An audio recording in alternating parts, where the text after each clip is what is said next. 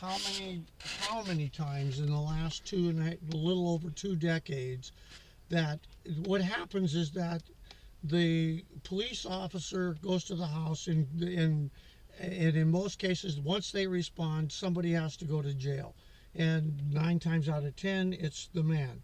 Well, what happens is that when all of a sudden the wife realizes, oh my gosh, the car payment's due tomorrow, the utilities are due tomorrow, we've got all these bills, hell, he's sitting in jail, what do I do?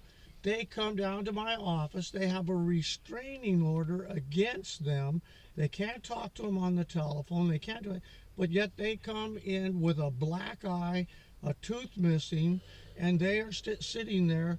I want to bond Bobby out of jail. I want to bond John Doe out of jail, and you're absolutely right. They feed it, and it's not just the women; it's both sides. But it's a real serious.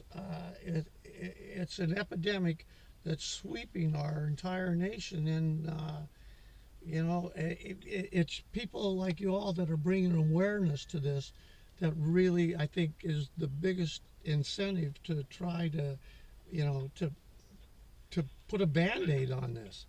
It's not an easy job because I will tell you that we do get frowned upon because I guess we're trying to bring awareness to it. But wouldn't you say also in these cases that nine out of 10 times don't most of the people know each other for a couple of years? Like in this case, in particular Kennedy Mason case, they haven't even known each other a whole year. Like no, she said in November. I believe she said in November was when he Irish with her to the China Plaza. At that point, they were dating just 6 weeks. So that means they met in October.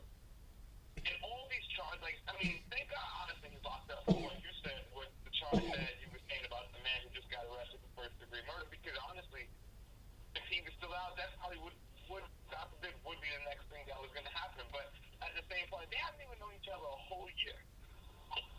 Well, like it can't be just time.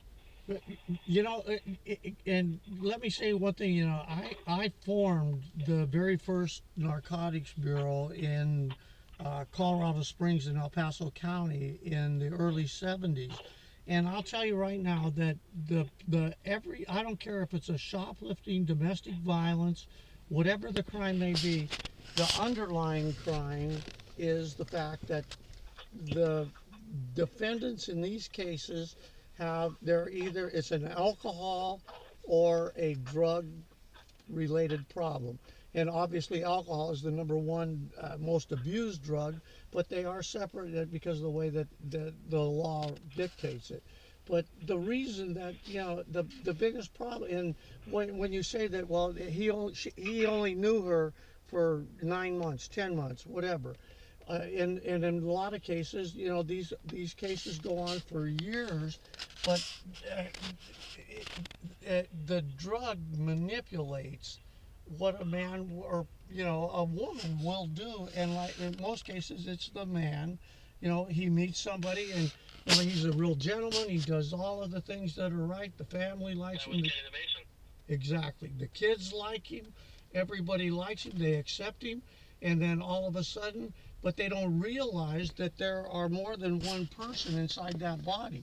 The minute that person takes that one hit, there's one person, 2 people, 3 people, 4 people, and you never know which person that you're dealing with until, unfortunately, there's a victim that is deceased.